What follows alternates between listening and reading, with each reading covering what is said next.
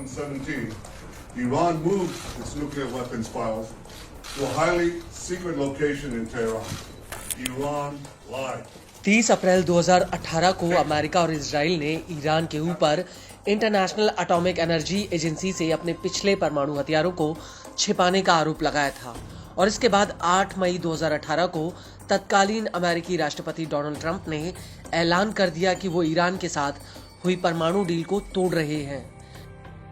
Trump ने आरोप लगाया था कि ईरान चुपके चुपके अपने यूरेनियम इनरिचमेंट को बढ़ा रहा है, जिससे वो परमाणु हथियार बनाना चाहता है।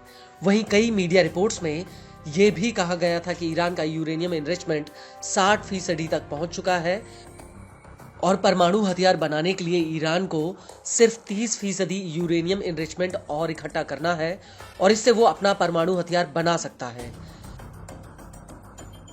लेकिन इसी महीने डोनाल्ड ट्रंप की राष्ट्रपति के तौर पर व्हाइट हाउस में वापसी हो रही है और कई एक्सपर्ट्स ऐसा अंदेशा जता रहे हैं कि व्हाइट हाउस में आते ही ट्रंप ईरान के परमाणु कार्यक्रम के खिलाफ कोई बड़ा एक्शन ले सकते हैं।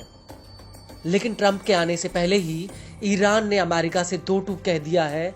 दरअसल ईरान के विदेश मंत्री अब्बास अरगची ने कहा है कि ईरान का परमाणु कार्यक्रम शांतिपूर्ण है और सरकार के भीतर उसके ऊपर कोई भी रोक नहीं है। हालांकि अरगची ने यह जरूर कहा कि अगर उसके ऊपर लगे प्रतिबंध हटाए जाएं तो हम बात करने के लिए तैयार हैं।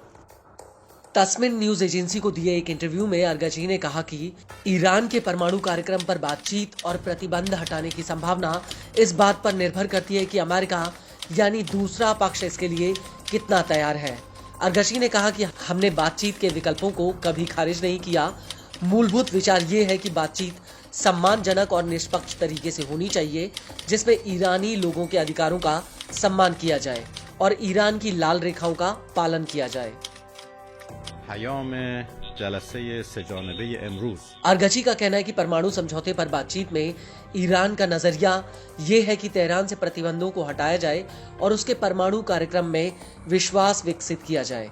अरगची का कहना है कि ईरान पर ज्यादा दबाव और प्रतिबंध लगाए जाएंगे तो ईरान में उतना ही ज्यादा प्रतिरोध मजबूत होगा।